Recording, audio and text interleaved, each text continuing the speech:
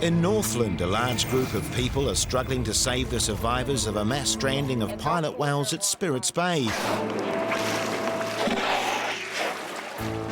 For the last 2.5 days, volunteers have been keeping the whales alive, and Anne Anderson is one of the many people who have spent hours in the water. Just came out to help these poor whales out. And hopefully today they'll be freed back into the sea. Yeah, that'll be me. Anne's one of a group of 160 volunteers who have been brought together after members of the local iwi, Ngāti Kuri, alerted the Department of Conservation about the stranding. Wednesday morning we found 2 dead pilot whales just at the mouth of the creek here. And given it's stranding season, we sent a staff member down to have a look at the beach and found probably another 20 or 30 on the beach already. And a large pod spread over about 2 kilometres that were continually stranding. So we sent out the message then to all the Project Jonah, Far North Whale Rescue, that we've got a potential really nasty situation with the mass stranding on our hands. By the time rescuers arrived, the stranding had turned into a real tragedy, and many of the whales were beyond help. Originally we had 49 live whales on the beach. Some of them had been there all day and were right at the far end of the beach, and there was just absolutely nothing we could do for them, so we euthanized them. There were 5 stranded at the eastern end of the beach that were right up on the rocks, and again we couldn't get to them, so we euthanized them, and we had a further 25 alive on the beach. Unknown number of dead whales, and that's mainly because the ones that were dead got sucked back out to sea because the sea was so big.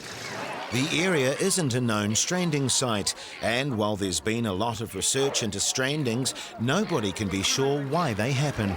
In terms of what triggers a stranding, that varies. It's like saying, well, what caused a car accident? It can be any number of things, and it's the same with a whale stranding. Often it's one of the individuals is injured or has something wrong with it, and then the others respond, and kind of like we would if there's somebody that's hurt or injured, we go and help them. They do the same thing for their fellow pod members. The next step is to get the whales back into the water, but the rough seas at Spirits Bay makes it impossible to release them here. We can't relaunch them here at Spirits Bay. It's a huge sea and the weather's not going to change for another 2 to 3 days. So our only real option is getting them to the east coast where there's no swell. And unfortunately that's quite a long way away. So the logistics of moving 24 live whales is not that easy. We've got a number of trucks and we'll be loading the whales onto the backs of those trucks and trucking them down to Araroa Beach. The trucks are lined with sand and straw, and the long loading process begins. The lifting frames are specially designed to avoid crushing the animals, but before you can pick them up, you have to get the mat under the whale.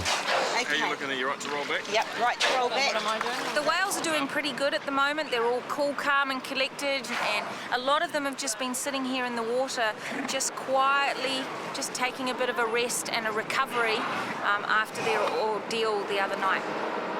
It takes several hours to load all the whales, but eventually the convoy is ready to start the 50-kilometre journey to Araroa Beach on the east coast.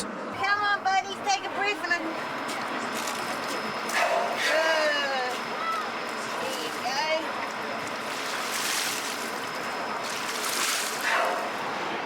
In spite of the heat, the trucks have to move slowly to avoid further injuries to the whales.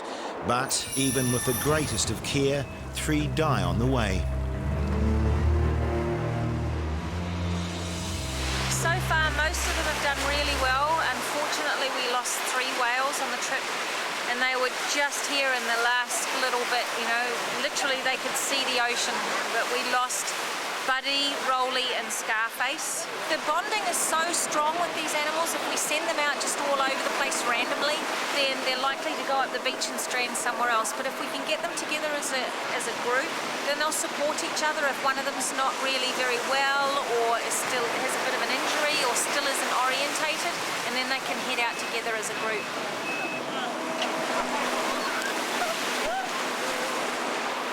Finally, as darkness falls, the last of the whales is returned to the sea.